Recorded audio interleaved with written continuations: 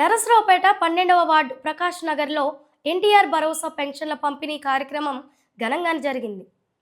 ఈ కార్యక్రమంలో నరసరావుపేట శాసనసభ్యులు డాక్టర్ చదలవాడ అరవిందబాబు పాల్గొని లబ్ధిదారులకు స్వయంగా పెన్షన్లు అందజేశారు.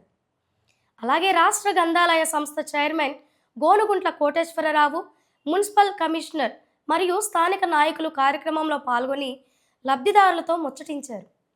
ఈ సందర్భంగా ప్రజల సంక్షేమమే ప్రభుత్వ లక్ష్యమని, ఎన్టీఆర్ భరోసా పథకం ద్వారా వృద్ధులకు, ఒంటరి మహిళలకు, దివ్యాంగులకు ఆర్థిక భద్రత కల్పిస్తున్నామని వారు పేర్కొన్నారు. ప్రజలు ప్రభుత్వం చేపడుతున్న సంక్షేమ కార్యక్రమాలను సద్వినియోగం చేసుకోవాలని కోరారు.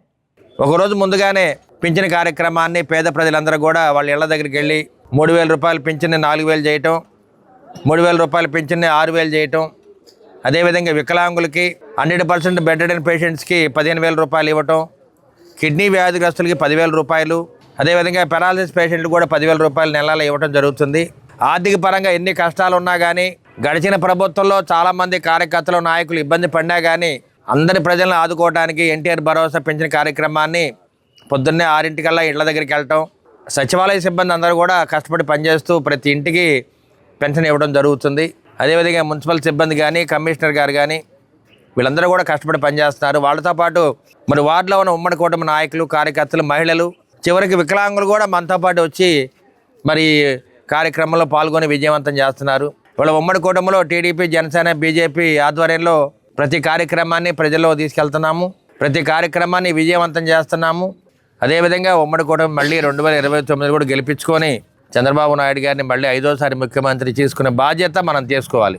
అదేవిధంగా మన రాష్ట్ర నాయకులు గోనుగుంట్ల కోటేశ్వరరావు గారు, స్టేట్ లైబ్రరీ చైర్మన్ గారు రావడం జరిగింది.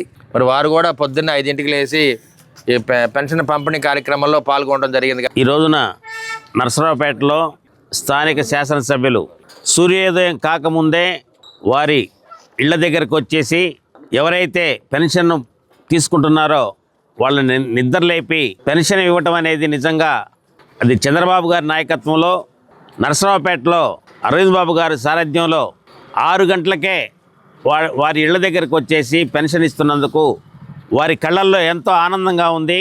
ఇది ఎప్పుడు కూడా జరగంది. ఎందుకంటే వాలంటీర్లో ఉంటేనే ఇస్తారనే భావాన్ని తొలగించేసి తెలుగుదేశం పార్టీ, అదే జనసేన, బీజేపీ కూటమి నాయకులందరూ కూడా కలిసి ఎమ్మెల్యే గారు ఎవరైతే పెన్షన్ దివ్యాంగులు కావచ్చు, వృద్ధులు కావచ్చు, ఒంటరి మహిళలకి అందరికి కూడా నిద్రలేపి పెన్షన్ ఇవ్వటం అనేది చాలా గొప్ప విషయం.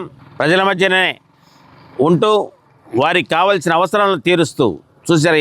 ఇల్లు లేని వారికి ఇల్లు ఏ విధంగా ఇద్దాం, టిట్కో ఇల్లు ఏ విధంగా ఇద్దాం, అదేవిధంగా పారిశుద్ధ్యాన్ని కూడా తను ఏదైతే స్వచ్ఛ ఆంధ్ర దాంట్లో అరవింద్ బాబు గారు ఎక్కడా లేని విధంగా మురుగు శుభ్రం చేయటం కావచ్చు, రోడ్లను క్లీన్ చేయటం కావచ్చు, కూటమి నాయకులతో కలిసి చేయటం అనేది చాలా బ్రహ్మాండంగా ఉంది.